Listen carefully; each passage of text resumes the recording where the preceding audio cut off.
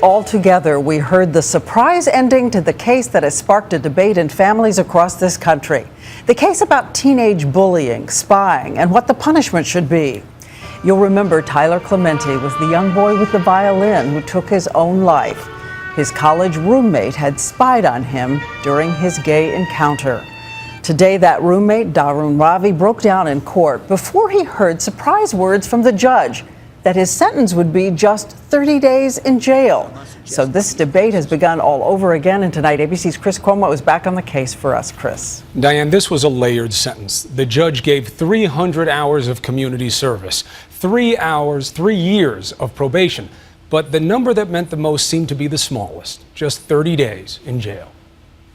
A 30-day jail term. The verdict coaxed tears from both families. Tears of joy from the family of the defendant, 20-year-old Dharun Ravi, and bitter disappointment from the parents of his former college roommate, Tyler Clementi. On this day, a case about bullying and justice came down to 3 people, 2 mothers and a judge. Tyler Clementi's mother asked the court to send a harsh message. Why was he so arrogant and so mean-spirited and evil? What I want is justice. And then there was the defendant's mother, equally pained. My 20-year-old son already has too much burden on his shoulder to face for the rest of his life. The pain for both families began on September 22, 2010, when 18-year-old Clementi jumped off the George Washington Bridge. It was later discovered that Ravi had used a webcam to spy on Clementi having a gay encounter in their dorm room, and then tweeted about it.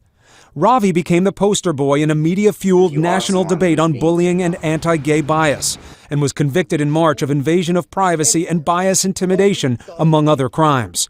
He told me on 2020 the only thing he was guilty of was being insensitive, and that he did feel badly for Clementi's parents. I would just tell him that I thought, he's a very good kid, very nice. Yeah, I would just tell them that I had no hate. But the judge found Ravi lacked remorse and seized on Ravi's own words in describing his actions. This individual was not convicted of a hate crime. I do not believe he hated Tyler Clementi. He had no reason to. But I do believe he acted out of colossal insensitivity. Still, the judge ordered a sentence that is less severe than the presumed prison time in judicial guidelines for the crimes involved, something the Clementis believe sent the wrong message. The truth is that from the moment a computer randomly selected Tyler and Dharun to live together, my brother's fate was sealed. Now, perhaps the harshest punishment that Ravi was facing was deportation. It's interesting to note, Diane, the judge said he does not believe Ravi should be deported. Not his call, but it was interesting to hear. So go back again to the 30 days in jail. What does this say to other parents about their own kids should a case end up in the courtroom? People will debate whether this sentence was harsh enough or whether there should have been any case at all. But no matter what you think, the message is clear. Bullying will not be tolerated. If you are at home and you have your kids, it is time to teach them that bullying is as wrong as anything they can do that's negative at school or anywhere else. The message should be clear. Whatever the sentence, the judge's words were searing. Thank you, Chris.